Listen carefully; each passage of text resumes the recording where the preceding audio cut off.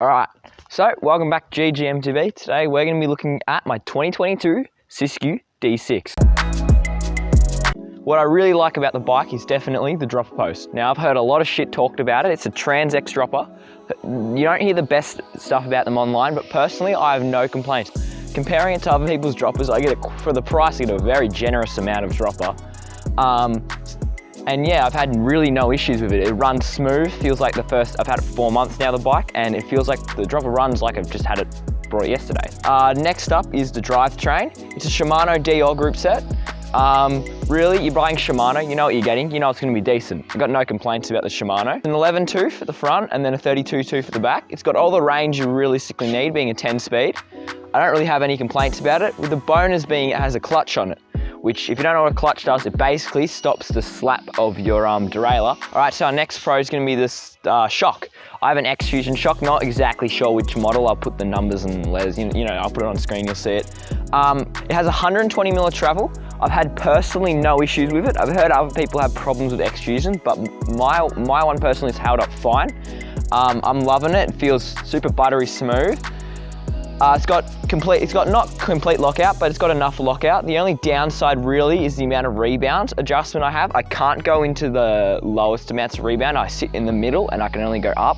That's really just a minor thing. Another pro is obviously the brakes. They work fine. The Shimano MT200s. They're your stereotypical Shimano two-piston hydraulic disc brakes. Got no complaints about them. You know, you're buying a name brand, you know Shimano's gonna do you fine. So we'll get into some cons.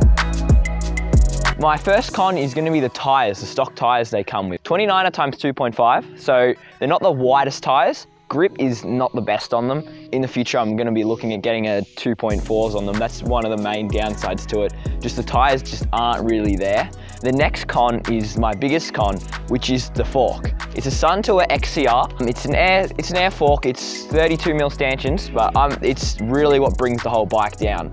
Personally, I really don't like it. It struggles to perform well for me. Everything else on the bike holds up fine pretty much, but this just brings the whole thing down. Towards the end of a riding session, I'll find it'll start off all average, about as good as it's gonna get, and then by the end of the ride it'll be really stiff and hard and the air pressure wouldn't have changed or anything. It's also got the silver stanchions which look really ugly and all the grease shows up on them. So is the bike worth it? I'm gonna say yes. Personally, I really like it. Minus the fork and the tires, I've really had no issues with it. The color is a bit but color's color. It doesn't actually really affect the performance of the bike. Yeah, I really don't have much complaints about it. I honestly reckon it is worth the money. If you're on a real tight budget, it is. Maybe if you got a bit more money and maybe you should go up towards the T's and maybe the D7 or the T7. That's definitely where it's at if you got a bit more money. But if you're realistically, you got to think if you're on a real tight budget, it's definitely worth it for you. Yeah, thanks for staying to the end of the video. Put some other reviews like this in the end screen and we'll see you in the next one.